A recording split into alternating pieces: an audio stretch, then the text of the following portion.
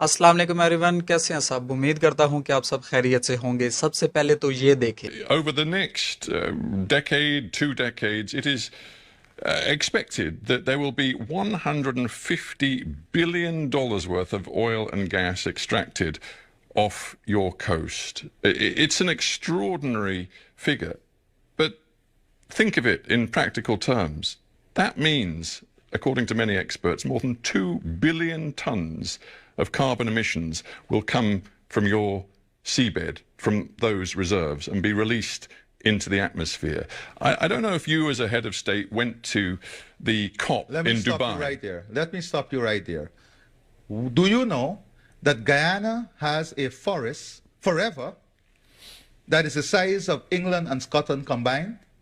A forest that stores 19.5 gigatons of carbon, a forest that we have kept alive, a forest that we have kept alive. Does that give you the right? No, Does no, that no, give you the right to release all of this carbon Does from... that give you the right to lecture us on climate change? I am going to lecture you on climate change because we have kept this forest alive that stores 19.5 gigatons of carbon that you enjoy, that the world enjoy, that you don't pay us for, that you don't value, that you don't see a value in, that the people of Guyana has kept alive. Guess what? We have the lowest deforestation rate in the world. And guess what? Even with our greatest exploration of the oil and gas resource we have now, we will still be net zero. Guyana will still be net zero. With all our exploration, couple of we'll points. still be net zero. No, Powerful words, Mr. President. Hold, But hold. a couple... I am not completed as yet. I am not finished as yet. I am just not finished as yet. Because this is the hypocrisy that exists in the world. The world in the last 50 years has lost 65% of all its biodiversity. We have kept our biodiversity. Are you valuing it? Are you ready to pay for it? When is the developed world going to pay for it? Or are you in the pockets? Are you in the pockets of those who have damaged the environment? Are you in the pockets, are you and your system in the pockets of those who destroyed the environment through the Industrial Revolution and now lecturing us? Are you in their pockets? Are you paid by them? Are you paid to keep their message alive? तो ये जनाब कौन है? ये है मोहम्मद इरफान अली। मोहम्मद इरफान अली मतलब के एक प्रेसिडेंट है एक छोटे से मुल्क के, साउथ अमेरिका के, एक छोटी सी अक़लियत जो कि मुल्क की सबसे छोटी अक़लियत है। 7% बनती है टोटल आबादी। अगर कहा जाए तो 50,600 के करीब मुसलमान अक़लियत बनती है गयाना मुल्क की। उसके ये प्रेसिडेंट पहले मुस्लिम प्रेसिडेंट ये इलेक्ट हुए हैं। ये जवाब दे रहे हैं एक मुनाफ़क़त पे मबनी एक सवाल जो कि एक ब्रिटिश जो है रिपोर्टर की तरफ से किया गया कि आप जो अभी ऑयल एक्सप्लोरेशन कर रहे हैं इसके बदले में जो मुल्क के अंदर क्लाइमेट चेंज का जो नुकसान होगा उसके बारे में आपका क्या ख्याल है। तो वो फिर आईना दिखाते हैं इन्हीं मगरिब को कि जिनकी तरक्की ही दुनिया के क्लाइमेट चेंज का बेड़ा गर्क करके हुई है। जब बरतानिया का मैंने आपको बताया जो पूरा वीलॉग बनाया हुआ था, इंडस्ट्रियल रेवोल्यूशन जो शुरू हुआ उसके अंदर कोयला सबसे ज़्यादा इस्तेमाल हुआ। उनके जो लोकोमोटिव स्टीम इंजन्स थे, जो ट्रेन के उनके इंजन्स थे, उनके अंदर कोयले का इस्तेमाल हुआ। फिर जो उनके पावर प्लांट्स थे उन्होंने सबसे सस्ती जो बिजली बनाने के लिए इस्तेमाल किया। जितना भी मगरिब था उन्होंने अपनी तरक्की यानी कि जितनी भी हो सकती थी कि कम से कम कीमत के अंदर उनकी प्रोडक्शन हो चीज़ों की, तो उसके लिए जो उन्होंने बिजली बनाई वो कोयले के ऊपर बनाई, कोल पावर प्लांट्स के ऊपर। और अब जो दुनिया है उसको ये कहते हैं कि तुम कोयले के ऊपर पावर प्लांट्स ना लगाओ, इससे दुनिया के अंदर बहुत जो नहीं क्लाइमेट चेंज का मसला आ रहा है, ग्लोबल वार्मिंग हो रही है। और फिर उन्होंने जब कोयले से हटे उन्होंने जो चढ़ाई शुरू की, वो इस्तेमाल जो उन्होंने शुरू किया वो ऑयल का शुरू किया, जो तेल का। और अब जब गरीब मुल्क अगर किसी में तेल की पैदावार हो जाती है, तेल दरियाफ्त हो जाता है, तो इस तरह के आगे से मुनाफिकाना रवैये जो मगरिब है वो अपना लेता है। और इन्होंने ऐसा टिका के जवाब दिया है जो एक सीधी सीधी कह ले चपेड़ उन्होंने मारी है मगरिब मीडिया के मुंह पे। खैर इंटरव्यू तो होते ही रहते हैं, लेकिन जो इंटरव्यू होना है वो कोई बहुत बड़ी बात नहीं है, क्योंकि इंटरव्यू तो होते ही रहते हैं। जो असल बात ये है, अगर हम इस अभी इंटरव्यू का ऑपरेशन करने जा रहे हैं, उससे आपको पता चलेगा कि ये जो एक छोटा सा मुल्क है गयाना, आखिर इस वक्त जो बड़ी बड़ी हेडलाइंस है उसकी जीनत ये आखिर क्यों बना है। तो जो गयाना है इस वक्त मैंने आपको कहा सिर्फ 8 लाख की इसकी आबादी है, और जो साउथ अमेरिका है ये सबसे जो गरीब मुल्क था उसमें से एक ये गरीब मुल्क था जो ये गयाना था। लेकिन इस वक्त जो मौजूदा वक्त में ये दुनिया की सबसे तेज़ तरक्की करती हुई इस मुल्क की मईशत है। जी हाँ बिल्कुल, मतलब कि जापान से भी ज़्यादा, मतलब कि चाइना से भी ज़्यादा, मतलब कि अमेरिका से भी ज़्यादा, मतलब कि भारत से भी ज़्यादा तेज़ी के साथ जो तरक्की मईशत किसी की कर रही है दुनिया के पहले नंबर पे वो गयाना की आती है, जो कि 2022 के अंदर अगर मैं आपको बताऊं कि इसकी जीडीपी ने ग्रोथ कितना किया था तो वो 62.3% के साथ किया था। 62.3% के साथ इसकी जीडीपी ने ग्रोथ किया था। होश उड़ जाने चाहिए आपकी ये बात सुनते ही। 2023 के अंदर इसने कितनी यानी कि रफ्तार के साथ तरक्की की, तो वो उसने की 38.4% के साथ। कुल 39%, आप अगर राउंड बाउट कर ले तो 39% के साथ इसने 2023 में परफॉर्मेंस दिखाई। और अब जो 2024 का कहा जा रहा है तो इसके अंदर ये इसके बारे में एक्सपेक्टेड है कि 27%, 27% जो इसकी जीडीपी है वो ग्रोथ करेगी। इतनी तेज़ी के साथ ये इस मुल्क की मईशत ग्रो कर रही है। इस वजह से इस वक्त पूरी दुनिया, साउथ अमेरिका और जितने भी डेवलपिंग वर्ल्ड है उनके लिए जो ये इसकी तरक्की है, एक समझ ले कि उनकी अक्ल को दंग करके रख दिया है। इतनी तेज़ी के साथ बाकी दुनिया की तमाम मईशतों को ये पीछे छोड़ने में लगी हुई है। जो इसका पर जीडीपी कैपिटा है, पहले तकरीबन 11,000 जो पर पर्सन के ऊपर आता था अमेरिकी डॉलर, लेकिन इसका जो जीडीपी पर कैपिटा है वो इटली को ऑलरेडी ओवरटेक कर चुका है। और इस साल के आखिर तक ये तवक्को की जा रही है जो यूएस का जीडीपी पर कैपिटा है ये उसको भी ओवरटेक कर लेगा। तो आखिर गयाना एक छोटा सा मुल्क, एक 8 लाख की आबादी वाला छोटा सा मुल्क, वो कैसे इतनी तेज़ रफ्तार तरक्की कर रहा है? तो उसका जवाब है ऑयल की डिस्कवरी की वजह से। जो एक्सॉन एक ऑयल की कंपनी है, यूएस बेस्ड मल्टीनेशनल, जो ऑयल की एक्सप्लोरेशन और प्रोडक्शन करती है, उसने 2015 के अंदर इधर ऑयल की डिस्कवरी की थी। और ये जो डिस्कवरी थी एक स्ट्रिंग ऑफ डिस्कवरी साबित हुई। कहने का मकसद क्या है कि जो एक डिस्कवरी थी उसने आगे बहुत सारी जो फर्दर ऑयल की डिस्कवरीज है उसको जन्म दिया। तो इस तरीके से जो ऑयल की प्रोडक्शन है गयाना के अंदर तेज़ी के साथ शुरू हुई। 2019 के अंदर इन्होंने ड्रिलिंग शुरू की और 2019 के अंदर ही ऑयल की प्रोडक्शन भी शुरू हो गई, इतनी यानी कि तेज़ रफ्तारी के साथ। कहने का मकसद सिंपल और लफ्ज़ों में कहूँ कि बिल्कुल ज़ीरो से जो ऑयल की प्रोडक्शन है वो एकदम से जो नहीं है, एक दिन के अंदर जो 6 लाख बैरल पर डे के अंदर प्रोडक्शन इसकी जो पहुंच चुकी थी। और कहा जा रहा है कि 2027 तक यही जो प्रोडक्शन है 1.2 मिलियन पर बैरल के पर डे के हिसाब से इसकी प्रोडक्शन जो कैपेसिटी है वो इंक्रीज़ हो जाएगी। अब ये जो ऑयल की डिस्कवरी है और जो ऑयल की प्रोडक्शन है जो इतनी स्पीड के साथ बढ़ रही है और 1.2 मिलियन तक इसको लेके जाया जाएगा, अगर सोचा जाए तो आबादी तो इनकी यहाँ सिर्फ 8 लाख के करीब है। और जो पर पर्सन ऑयल की प्रोडक्शन हो रही है दुनिया के किसी भी कोने में इस वक्त, जितने भी बड़े ममालिक ऑयल की प्रोडक्शन करने वाले, चाहे वो खलीजी ममालिक है, चाहे यूएस है, चाहे ईरान है, जो जितने भी यानी कि ममालिक है जो ऑयल की प्रोडक्शन कर रहे हैं, पर पर्सन जो ऑयल की प्रोडक्शन हो रही है इस मुल्क में जो इस वक्त है मौजूदा वक्त में वो तो सबसे ज़्यादा हो रही है। फिर भी इसकी प्रोडक्शन क्यों इंक्रीज़ की जाएगी? तो इसलिए कि इसका फ़ायदा सबसे ज़्यादा यूएस को भी होने जा रहा है। जो यूएस है ये जो गयाना है उसके बिल्कुल करीब है, जो गल्फ ऑफ मैक्सिको है उसके बिल्कुल करीब है। और उसी इलाके में जो यूएस है उसका एक ऑयल एंड गैस का जो एक पूरा इंफ्रास्ट्रक्चर का उधर यूएस का जाल बिछा हुआ है। तो जो इसकी प्रोडक्शन होगी उसका जो एक मेजॉरिटी हिस्सा होगा वो यूएस की इन्हीं रिफाइनरीज में आएगा। और जो यूएस की मार्केट है यानी कि जो उसके अपने मुल्क के अंदर ही इस ऑयल की ये कहा जा रहा है ज़्यादा से ज़्यादा कंजम्पशन होगी। इस तरह जो ऑयल है वो यूएस को एक तो करीब से भी मिलेगा और हो सकता है जब इसकी भी ऑयल प्रोडक्शन शुरू हो तो जो ऑयल है उसकी जो कीमतें हैं और ज़्यादा उसको सस्ते दामों मिल जाए जो यूएस है। इस तरह जो यूएस की अपनी इकोनॉमी है वो बूम करेगी। इसकी इकोनॉमी के बूम होने से, इसकी ऑयल की प्रोडक्शन के बूम होने से।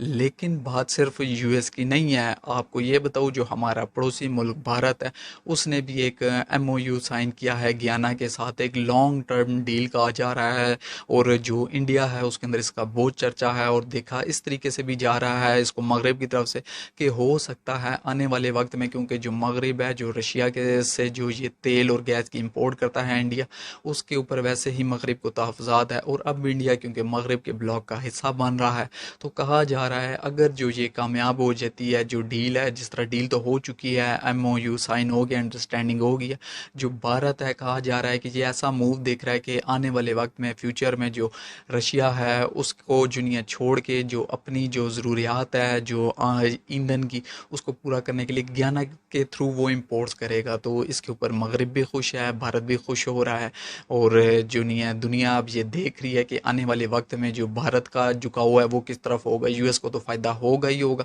लेकिन भारत भी देखे कि कितनी दूर की सोच रखता है। अभी यहाँ पे ऑयल डिस्कवरी 2015 के अंदर हुई है, 2019 में प्रोडक्शन शुरू हुई है, साथ ही भारत वहाँ पे पहुँच गया है। तो जिन ममालिक ने तरक्की करनी होती है उनकी लीडरशिप इतने दुनिया तेज़ी के साथ और इतने दूर तक सोचते हुए फैसले करती है। खैर, अगर अभी तक मैंने आपको जितना ये इंट्रो बताया इससे आपको लग रहा होगा कि सिचुएशन दुनिया बड़ी ही आइडियल है, तो ऐसा नहीं है, सिचुएशन इतनी आइडियल नहीं है। वो किस वजह से? क्योंकि गियाना के लिए 3 मसले दरपेश है, एक अंदरूनी मसला, एक बैरूनी मसला, और तीसरा जो ये ऑयल की डिस्कवरी हुई है इसके अपने नतीजे में भी एक मसला पेश आएगा गियाना को, जिसको ऑयल कर्ज का कहा जाएगा। तो तीनों जूनियर पार्ट्स में इसको डिवाइड करके अब हम देखेंगे कि आखिर जो इतनी आइडियल सिचुएशन है ये क्यों नहीं बनती, हालांकि होनी तो चाहिए। तो जो 3 मसले हैं, जो अंदरूनी मसला, इंटरनल इशू, फिर इसका जो बॉर्डर का इशू यानी कि बैरूनी मसला है, तीसरा जो ये अपनी ऑयल की डिस्कवरी हुई है इसके नतीजे में एक ऑयल कर्ज का भी इशू जो गियाना को मुस्तकबिल करीब में फेस करना पड़ सकता है अगर इसके हुक्मरानों ने ठीक पॉलिसीज़ ना बनाई। तो सबसे पहले हम जो इसके अंदरूनी मसले हैं, इंटरनल इश्यूज़ है, उनके बारे में बात करते हैं। तो जो गियाना की अपने अंदर जो एक वर्क फोर्स है, जो लेबर है, वो इस वक्त इतनी जो कह ले कि स्किल्ड नहीं है कि जो ये ऑयल की डिस्कवरी हुई है उसके अंदर वो अपना कोई हिस्सा ले सके। जितनी भी एग्जेक्टिव लेवल पे जितनी भी पोजीशंस होगी, जो जॉब्स वगैरह प्रोड्यूस होगी, उसके लिए जितनी भी ये ऑयल की एक्सप्लोरेशन और प्रोडक्शन के लिए कंपनीज वेस्ट से आएगी, वो बंदे भी वहीं से लाएंगे, क्योंकि जो मुसलसल जो गियाना है उसके अंदर कई जुनिया दहाइयों से जो एजुकेशन है उसको निगलेक्ट किया गया है। जो पब्लिक हेल्थ सर्विसेज है और जो दीगर भी पब्लिक सर्विसेज है उनके अंदर कोई इन्वेस्टमेंट सिरे से की नहीं गई है, एजुकेशन का वहाँ पे कॉन्सेप्ट ही नहीं है।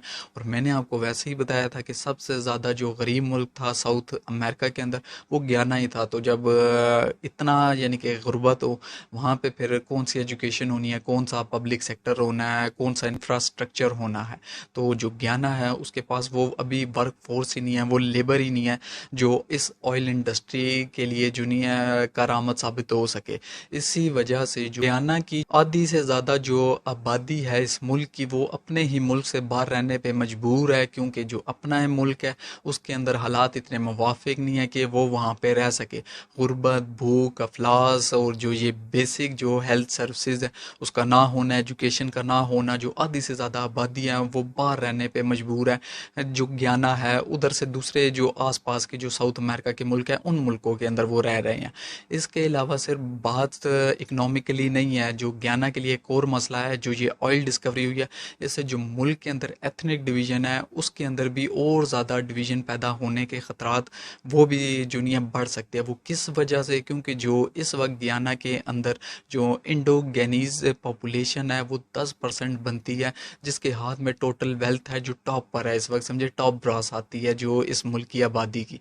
और जो बाकी एफ्रोगेनीज है वो 90% जो नहीं है बॉटम लाइन पर इस वक्त जो मुल्क के मुआशी हालात है या समझे कि जो भी है उसके वसाइल है उसमें टम 90% पे ये बाकी एफ्रोगेनीजियन पॉपुलेशन आती है। तो एक एथनिक डिवीज़न पहले ही इस मुल्क में मौजूद है। और अब जो ऑयल डिस्कवरी हुई है, अगर ये भी चंद मुल्क के यानी कि ताकतवर लोगों के हाथ में इसमें ये सारे वसाइल चले जाते हैं, इसकी जो कंट्रोल है, अथॉरिटी है, जो जॉब्स है और जो भी इससे माली फ़वाइद हासिल होने हैं वो अगर सारी की सारी सिर्फ 10% पॉपुलेशन के पास जाएगी तो ज़ाहिर है बाकी मुल्क अनरेस्ट होगा, पॉलिटिकल इंस्टेबिलिटी होगी और ज़्यादा लड़ाई झगड़े हो जाएंगे। तो यही जन्म देगा हमारे ऑयल कर्ज को, लेकिन हम आगे जाके उसको डिस्कस करेंगे अलग से। अभी ये था कि इंटरनल इश्यूज़ में जो ये मसाइल इसको दरपेश है गयाना को। इसके अलावा अब हम आते हैं जो इसको बैरूनी ख़तरात का सामना है, यानी कि एक्सटर्नल जो इसका बॉर्डर इशू है, जो वेनेज़ुएला जिसके साथ इसकी बॉर्डर लगती है, जो इसके प्रेसिडेंट है निकोलस मादुरो, उन्होंने ऐलान किया है जो ये एसेकीबो रीजन है गयाना का जहाँ पे ऑयल डिस्कवरी हुई है, जो कि 70% रकबा बनता है गयाना का। तो जो ये मादुरो है, निकोलस मादुरो जो वेनेज़ुएला के प्रेसिडेंट है, वो उन्होंने कहा है कि ये जो वेनेज़ुएला है इसकी टेरिटरी है। अब ये 100 साल पुराना तनाज़ा है जो चला आ रहा है कि वेनेज़ुएला कहता है कि ये इलाका आता है उसके कंट्रोल में, ये बेसिकली उसका हिस्सा बनता है। हालांकि एक इंटरनेशनल ट्रिब्यूनल के ज़रिए 1899 में जाके जो ये ब्रिटेन था उस वक्त, जब मैंने आपको बताया इसने अभी आके ये इंडिपेंडेंस हासिल किया है ब्रिटेन से, तो जो ब्रिटेन था उस वक्त उसके जो क्लेम में इस इलाके को दे दिया गया था 1899 के इंटरनेशनल ट्रिब्यूनल के ज़रिए। लेकिन अब जब इसने इंडिपेंडेंस हासिल कर चुका है, जो वेनेज़ुएला है वो अभी भी अपना क्लेम इस इलाके के ऊपर से ख़त्म नहीं करता। और ये मामला तकरीबन वैसे तो समझे कि थोड़ा बहुत इसके ऊपर शोर वगैरह डालते रहते थे वेनेज़ुएला की लीडरशिप, लेकिन जो 2015 की ऑयल डिस्कवरी हुई है उसके बाद से जो उनके प्रेसिडेंट हैं उन्होंने एक रेफरेंडम भी कराया दिसंबर में, जिसके अंदर जुनिया लोगों से राय मांगी गई थी कि इसके ऊपर ज़बरदस्ती कब्जा कर लिया जाए। तो उसके जवाब में जो लोग हैं उन्होंने हाँ में जवाब दिया, लेकिन जो खुशकिस्मती से फिर जो इंटरनेशनल कम्युनिटी है उसके दबाव में आके जो इनकी प्रेसिडेंट है दोनों ममालिक के वो आपस में मिल बैठे और उन्होंने मीटिंग की, जिसके बाद उन्होंने जाके ऐलान किया कि एक दूसरे के ऊपर कोई भी फौजी जो नहीं है चढ़ाई नहीं की जाएगी और जो अमन है उसके ज़रिए बातचीत और मसले मसाइल को हल किया जाएगा। अब जो इंटरनेशनल कम्युनिटी है वो कहती हैं कि जो ये है प्रेसिडेंट मादुरो है वेनेज़ुएला के, ये ऐसा कर क्यों रहे हैं, वो इस वजह से क्योंकि उनकी प्रिडिक्शन है ये जो टोटली कर रहे हैं सिर्फ और सिर्फ लोगों की अपने मुल्क के अंदर से तवज्जो हटाने के लिए, जो इकनॉमिक कंडीशन जो उधर बिगड़ी हुई है अपने इनके मुल्क के अंदर। अब हालांकि वेनेज़ुएला के मैं आपको बताता चलूँ जो इसकी अपनी ऑयल की डिस्कवरी हुई है वो इस वक्त किसी भी मुल्क के अंदर जितने तेल के ज़खायर मौजूद है वो इस के पास दुनिया में सबसे ज़्यादा है। जो सऊदी अरब है ये उसको भी इसने क्रॉस कर दिया है, यानी कि 300 अरब जो बैरल तेल्स है उधर इसकी डिस्कवरी हुई है। और सऊदीया की 298 बिलियन बैरल जो है तेल है वो सऊदीया को उसको भी क्रॉस कर चुका है। सऊदीया के पास 298 बिलियन बैरल्स के हिसाब से जो तेल के ज़खायर है वो मौजूद है, वो एस्टिमेटेड यानी कि किए गए हैं। जो इसके पास है वो 300 बिलियन के करीब जो बैरल्स है, इतनी मवाद में इसके पास ज़खायर मौजूद है। लेकिन कहा जाता है जो ये प्रेसिडेंट ने जब प्रेसिडेंसी संभाली अपनी 2013 में, तो उसके बाद से इस मुल्क का बेड़ा गर्क हुआ, इसके ऊपर पाबंदियाँ लगी और ये इस वक्त इस कंडीशन में है कि जो अपनी ऑलरेडी इसके पास ऑयल की डिस्कवरी हो चुकी है ये उसको तो एक्सप्लोर कर नहीं सक रहा, फिर ये दूसरे मुल्क के ऊपर कब्जा करके क्या करना चाह रहा है। तो इसके जवाब में जो इंटरनेशनल एक्सपर्ट्स है वो तो यही कह रहे हैं कि ये जो इलेक्शन का साल है 2024 का, उस कुछ से जो लोगों की तवज्जो है हटाने के लिए जो मेन इश्यूज़ है, जो इकनॉमिक जो कंडीशंस है, जो अपने मुल्क की हालत बिगड़ चुकी है उससे तवज्जो हटाने के लिए जो ये मादुरो है ये इस तरह की जो नहीं है गीदड़ बकिया मार रहा है। जिस तरह इंडिया और पाकिस्तान के दरमियान भी हालात है, इंडिया ख़राब कर देता है जब भी इलेक्शन का साल आता है, ताकि जो पेट्रियोटिज़म के जो जज्बात हैं उनको भड़काया जा सके और जो लोगों की तवज्जो है वो मेन मसलों से हटाया जा सके कि जो उनकी गवर्नमेंट है वो डिलीवर तो कर नहीं सकी, लोगों के माली हालात ठीक कर नहीं सकी, तो अब उनको चूरन बेचने के लिए फिर इलेक्शन में क्या है तो वो ये है कि बॉर्डर के ऊपर कशीदगी करा दी जाए। वरना तो आप ये देखें कि ऑलरेडी ही एक मुल्क जिसके ऊपर आलमी सतह पे मौशी पाबंदियाँ लगी हो, अपना एक उसके पास तेल का दुनिया का सबसे बड़ा ज़ख़ीरा मौजूद हो, लेकिन वो उसकी एक्सप्लोरेशन ना कर सकता हो, उसकी प्रोडक्शन ना कर सकता हो, उसको बेच ना सकता हो, तो ऐसा मुल्क क्यों किसी के साथ जुनिया फ़ौजी चढ़ाई करे, वो भी जिस मुल्क की प्रोडक्शन से ऑयल की अमेरिका को फ़ायदा पहुँचेगा। और यही जो हालांकि वेनेज़ुएला है, इन्हों के जो सदर हैं इन्होंने जो एक मुज़ाकरात हुए थे इनके जो अमेरिका के साथ अक्टूबर के महीने में कि जुनिया अगर आप जो अपोजिशन लीडर हैं उनके लिए हालात ऐसे पैदा करे जो इलेक्शन इस साल होने जा रहे हैं वेनेजुएला के अंदर वो फ्री एंड फेयर हो सके। तो अगर आप ऐसा करते हैं, जो एक शेवरॉन कंपनी है ऑयल एक्सप्लोरेशन और प्रोडक्शन की जो यूएस बेस्ड है, उसको हम परमिट दे देंगे कि वो 6 महीने के लिए जो नहीं है वापस आपके फ़ौरन मुल्क में पहुंचेगी और प्रोडक्शन का आगाज़ कर देगी। उस वक्त जो ये प्रेसिडेंट है इन्होंने वादे दिए कि ठीक है मैं फ्री एंड फेयर जो इलेक्शंस हैं उनके लिए हालात पैदा करूँगा, लेकिन जो नहीं है तकरीबन 2 हफ्तों बाद ही इसने जो अपोजिशन लीडर है उसको नायल करवा दिया अपने मुल्क के अंदर। तो जो मगरिब है वो तो ये कहता है कि फौरी तौर के ऊपर इसके ऊपर जो नहीं पाबंदी लगा दी जाए दोबारा से जितनी भी फाइनेंशियल्स है, लेकिन थोड़ा बहुत फिर भी इसको लेवरेज अभी भी दी हुई है अमेरिका और मगरिब ने। लेकिन फिर भी जो ये है इस वक्त हालात पैदा करने की कोशिश बॉर्डर पे कर रहा है गयाना के साथ कि कोई टेंशन का माहौल पैदा हो, कशीदगी पैदा हो बॉर्डर के ऊपर, ताकि जो मुझे इलेक्शन के नतीजे हैं उनके अंदर फ़ायदा पहुंच सके। पर प्रैक्टिकली ये ऐसा कुछ कर सकेगा नहीं कि जिस तरह ये दावे कर रहा है कि मैं फ़ौजी चढ़ाई करके उसको अपना हिस्सा बना लूँ, क्योंकि इंटरनेशनल कम्युनिटी का इसके ऊपर प्रेशर है। अब क्योंकि 2 पॉइंट्स हो चुके, एक था इंटरनल इश्यूज़, दूसरा ये बॉर्डर यानी कि एक्सटर्नल इश्यूज़। अब जो तीसरा रह जाता है कि ऑयल कर्स क्या वजह है जो ये एक सुहाना ख्वाब इस वक्त नज़र आ रहा है तरक्की करता हुआ, इसको जो रुकावट डाल सकता है वो एक बजाते अपने अंदर खुद ऑयल डिस्कवरी के थ्रू पैदा हुआ जा सकता है। वो क्या है? वो है ऑयल कर्स। अब ये क्या है?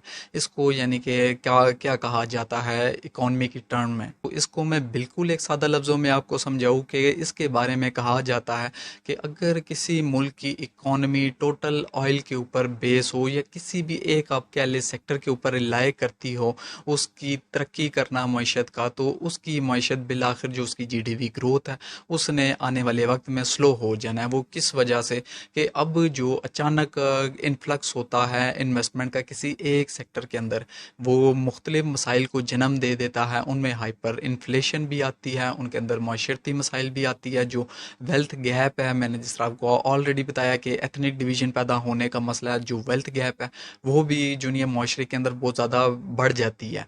अब इससे भी ज़्यादा मैं सादा लफ्ज़ों में कहूँ तो जो मुल्क के अंदर एकदम से इन्फ्लक्स आता है जो पैसे का एक सेक्टर के अंदर, तो जो उस मुल्क की अपनी जो करेंसी होती है वो जो है महंगी होना शुरू हो जाती है। जो समझे रुपया है पाकिस्तान का जिस तरह, वो महंगा होना शुरू हो जाएगा डॉलर के मुकाबले में। तो ज़ाहिर सी बात है फिर जो हमारी एक्सपोर्ट्स आती हैं उसने भी महंगा होना शुरू हो जाना होता है। तो जब मुल्क की एक्सपोर्ट्स महंगी होना शुरू हो जाती है, जो पैसा है वो मजबूत होना शुरू हो जाता है, उस मुल्क की जो लेबर होती है वो भी महंगी हो जाती है। इस तरीके से जो प्रोडक्शन कास्ट है वो बढ़ जाती है और बिल आखिर इन सारे फैक्टर्स का मुख्तलिफ का मिल के जो ये एक ऑयल बूम की जगह ऑयल बस्ट हो जाता है। ये इसको जो नहीं है कहा जाता है कि ये जो ऑयल है ये कर्स बन जाता है उस मुल्क की मईशत के लिए, जिसकी प्राइम एग्जांपल वेनेजुएला है। जब ऑयल की डिस्कवरी वेनेजुएला के अंदर हुई तो ये सबसे ज़्यादा दुनिया के अंदर ऑयल रिजर्व्स दरियाफ्त हुए थे, लेकिन फिर जो मिसमैनेजमेंट थी, जो करप्शन थी, जो मुल्क के अंदर एक पॉलिटिकल टर्मोइल हुआ, उसके नतीजे में जो आज वेनेजुएला है वो दुनिया तबाही के दाने पे माशी तौर पे पहुंच चुका है और वो अपने ही मुल्क के अंदर इन ऑयल रिजर्व्स की एक्सप्लोरेशन और डिस्कवरी नहीं कर सकता। जो एक ऑयल कर्स को जिस मुल्क ने सक्सेसफुली अवॉइड किया था वो कौन सा मुल्क आता है? उसकी एग्जांपल नॉर्वे की दी जाती है कि जब 1960 की दिहाई में जो नॉर्वे का रीजन है वहाँ पे जब ऑयल की डिस्कवरी होना शुरू हुई तो जो नॉर्वे था उसने एक फ़ंड कायम कर दिया था। और जो ये सॉवरन वेल्थ फ़ंड कायम किया था नॉर्वे ने, इसका क्या मकसद था कि जो जितनी भी ये इन्वेस्टमेंट इधर से आती थी, जो यानी कि इसको आमदनी आती थी तेल की, वो सारी की सारी इस सॉवरन वेल्थ फ़ंड के ज़रिए जो दीगर ममालिक की जो कंपनीज होती थी उनके अंदर ये इन्वेस्टमेंट करता था। इस तरह जो डायरेक्ट इन्फ्लक्स है इस इंडस्ट्री का, जो पैसा आता था उसको जो अपनी इकॉनमी मुल्क की है उसके अंदर उसने शामिल नहीं होने दिया, जिसकी वजह से महंगाई नहीं आई, जिसकी वजह से जो नॉर्वे की करेंसी है वो एकदम से मजबूत नहीं हुई, जिसकी वजह से उनकी एक्सपोर्ट्स नहीं बढ़ी। तो इस तरह से जो इस वक्त दुनिया के अंदर जो सॉवरन वेल्थ फंड जो नॉर्वे ने कायम किया था और जो कंपनीज के अंदर उसने इन्वेस्टमेंट की थी, तो दुनिया की तकरीबन जितनी इस वक्त बड़ी कंपनीज हैं उसके अंदर 1.5% जो शेयर होल्डर है वो नॉर्वे बनता है। इस तरह अगर कल को जो ये सारी आमदनी ख़त्म तेल की हो भी जाती है, जो नॉर्वे है उसके पास फिर भी जो पैसा है वो किसी न किसी सूरत में मौजूद होगा। लेकिन अब क्या जो गयाना है वो इस तरह कर सकता है? तो वो नहीं कर सकता। क्यों? क्योंकि जो नॉर्वे थी इसकी मईशत ऑलरेडी मजबूत थी, इसके पास फैक्ट्रीज थी, इसके पास रेलवे इंफ्रास्ट्रक्चर था, दूसरा इसके पास रोड्स थी और बेसिक जो पब्लिक सर्विसेज है उसका एक जाल बिछा हुआ था। जबकि गयाना का मैंने आपको बताया कि जो साउथ अमेरिका है उसका एक गरीब तरीन मुल्क है जिसके पास वसाइल नहीं है, जिसके पास ना अपना कोई इंफ्रास्ट्रक्चर है, ना कोई रेलवे का निज़ाम है, ना कोई और फैक्ट्रीज वगैरह। उनके पास सिर्फ और सिर्फ जो अब उम्मीद की किरण एक आई है वो क्या है कि वो ऑयल की डिस्कवरी है और उसी को बेचकर जो उसको उम्मीद पैदा हुई है कि वो कुछ कर सकता है। इसीलिए जो कहा जा रहा है कि ये जो एक ऑयल कर्स भी बन सकता है अगर गयाना ने डाइवर्सिफिकेशन पैदा नहीं की, मतलब कि मुख्तलिफ जो इंडस्ट्रीज़ हैं उसको अगर उसने सेटअप नहीं किया, उसके अंदर उसने सरमायाकारी नहीं की और अपना टोटल रिलाय रखा सिर्फ और सिर्फ तेल के ऊपर, तो तेल की जो कीमतें है ये एक तो वॉलेटाइल है, दूसरा ये भी नहीं पता कि जो आने वाला वक्त है वो तेल के ऊपर, जिस तरह इलेक्ट्रिक व्हीकल्स हैं उनका हो रहा है, इलेक्ट्रिक बाइक्स आ रही हैं, सोलर पैनल्स आ रहे हैं, तो तेल की जो ज़रूरत है वो किस हद तक रहेगी। तो हो सकता है जो तेल निकल आए फिर जो तेल के लिए कर्जे वगैरह लिए हो वो भी ना चुकाने की कीमत पोजीशन में रहे जिसकी वजह से तबाही हो जाए। लेकिन इसके साथ ही जो एक और चीज़ है जिसने परेशान किया हुआ है वहाँ के लोगों को, वहाँ के एक्सपर्ट्स को, एनालिस्ट को, वो ये कि जो ये एक्सॉन कंपनी जिसने ऑयल डिस्कवरी की थी और उसी की इजारादारी है इस वक्त ऑयल प्रोडक्शन के अंदर जो गयाना के, तो यही जो कंपनी इसके साथ जो डील्स हुई हैं गवर्नमेंट की वहाँ की, उसको शक की नज़र से देखा जाता है, उसके ऊपर तनकीद की जाती है क्योंकि ये कहा जा रहा है वन साइड डील हुई है। जितनी भी डील्स हुई है इसमें ज़्यादा से ज़्यादा फ़ायदा जो ये कंपनी है इसको है, जो मुल्क है उसको नहीं है। फॉर एग्जांपल एक तो वो टैक्स नहीं दे रही, दूसरा जो एक इंश्योरेंस की उसने पॉलिसी सेट करनी होती उसने वो नहीं की, दूसरा कुछ ऐसी अरेंजमेंट्स की है जिसके ज़रिए इस कंपनी ने ये शर्त रखी है कि फ़र्स्ट प्रॉफिट प्रायोरिटी, यानी कि इसके ज़रिए जो इसको पहले प्रॉफिट है कंपनी वो अपना लेगी, बाद में जो इस मुल्क है उसको वो आमदनी देगी इस ऑयल प्रोडक्शन के नतीजे में। तो ऐसी जब डील्स हो तो जाहिर है इसका जो टोटल एक समझे कि एक्सप्लॉयटेशन की तरफ ही ये जाती है। लेकिन जो गयाना है क्योंकि वो ऑलरेडी इतना गरीब मुल्क है, उसकी हुकूमत हो तो वो वैसे ही मजबूर है इस डील को एक्सेप्ट करने के लिए। लेकिन फिर भी लोगों की तनकीद है और वही ये इन खदशात को जन्म दे रही है कि ऑयल कर्ज के लिए ये भी एक वजह बन सकती है कि ये कंपनी सारा प्रॉफिट ले जाए और जो गयाना के लोग हैं वहाँ तक जूनियर बेनिफिट्स इस चीज़ के पहुँच ना सके। अब हम आते हैं लास्ट में इसका सोल्यूशन क्या है कि गयाना है आखिर इनको किस तरीके से अवॉइड कर सकती है। इस बारे में क्या कहा जा रहा है कि किस तरीके से जो गयाना है किन पॉलिसीज़ के ज़रिए इस सिचुएशन को अवॉइड कर सकता है। तो सबसे पहले जो वहाँ के एक्सपर्ट्स है, एनालिस्ट है, जो अपने जो उस मुल्क के है वो ये कह रहे हैं कि जो ज्ञानी गवर्नमेंट है इनको चाहिए कि ये एक नेचुरल रिसोर्स फंड का काम करे जैसे नॉर्वे ने किया था, और बिल्कुल उसी तर्ज पे जो ये इन्वेस्टमेंट है दीगर ममालिक के अंदर, दीगर कम ममालिक की कंपनीज़ के अंदर, वहाँ पर ये करे ताकि जो ये वेस्टेज जो मनी है इसको बचाया जा सके।